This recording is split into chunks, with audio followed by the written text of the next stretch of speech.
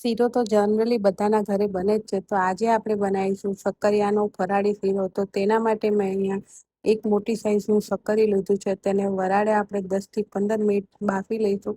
એકદમ સરસ રીતે આપણું શક્કરી બફાઈ ગયું છે. હવે તેને થોડું ઠંડુ કરી લઈશું. એકદમ ઠંડુ થઈ જાય પછી તેની છાલ ઉતારી અને મોટી છીણી હોય તેનાથી છીણી લઈશું. એકદમ સરસ રીતે આપણી છીણ તૈયાર થઈ ગયું છે. હવે એક લોયામાં 3 થી 4 ચમચી જેટલું ઘી લઈશું અને જે છીણીને રાખ્યું છે શક્કરીઓ એડ કરીશું અને એકદમ ધીમા તાપ ઉપર તેને ફરીથી શેકવાનું છે. ધીમા તાપ ઉપર શેકવાથી શક્કરિયાનો કલર એવો ને એવો રહેશે અને એકદમ ટેસ્ટી પણ બનશે.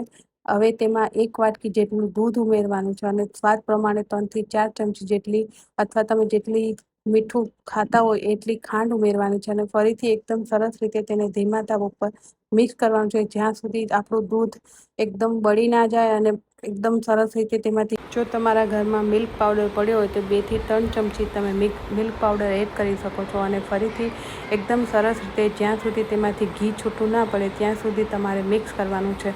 તો એકદમ ટેસ્ટી એવો આપણો શક્કરિયાનો શીરો તૈયાર છે. ઉપરથી કાજુ બદામ અને પિસ્તાની કતરણ પણ તમે એડ કરી શકો છો અને ફરીથી સરસ રીતે મિક્સ કરશું તો તૈયાર છે